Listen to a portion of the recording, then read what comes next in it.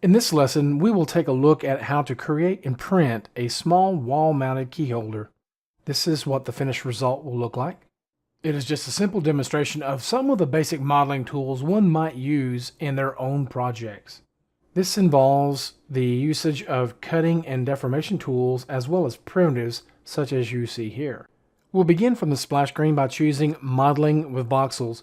When we click on this option, we'll be presented with some basic primitive forms to start with. I'll click on the grid icon in order to start with a blank scene. Now let's come over to the Object section of the tool panel and click on the first button or the icon. This will invoke the Primitives tool. We'll start with a cube primitive, as you can see in the upper left-hand corner. In the Tool Options panel, I'm going to change the scale, then click Apply at the top of the panel in order to commit it to a voxel layer. I'll hit the 5 key on the number pad in order to switch to an orthographic view, then the 7 key for a top view. Now let's go to the Adjust section of the tool panel and select the Cutoff tool. In the E panel, I'll choose a circular draw mode and check depth limit. While I'm at it, I'll change the value from 1 to 2 and then go to the View menu and check Show 3D Grid and Snap to 3D Grid.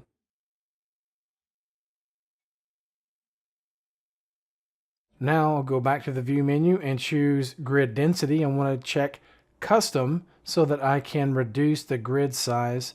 I'll change the value from 2 to 1.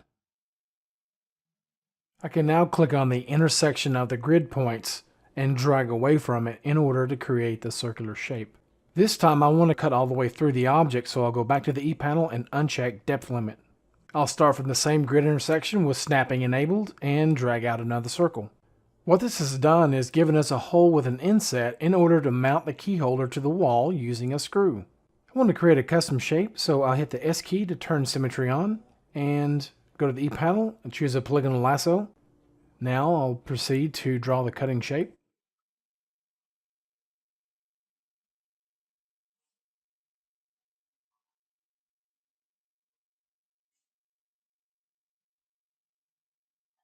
This is our result.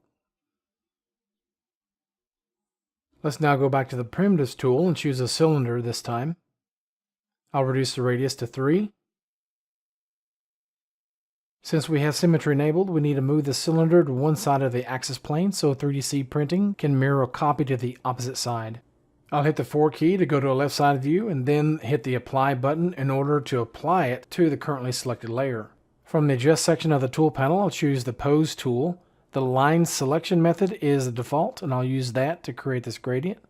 Once that's done, I'll click and drag the rotation widget in order to create our bend. That should be sufficient for our purposes. We can now click the Smooth All button at the bottom of the tool panel and then proceed to export the model for printing.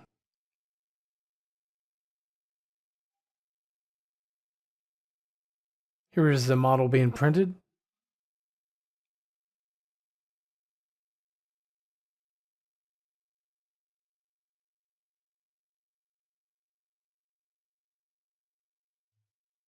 And here is our final result mounted on the wall. Thank you for watching. We will see you in the next video.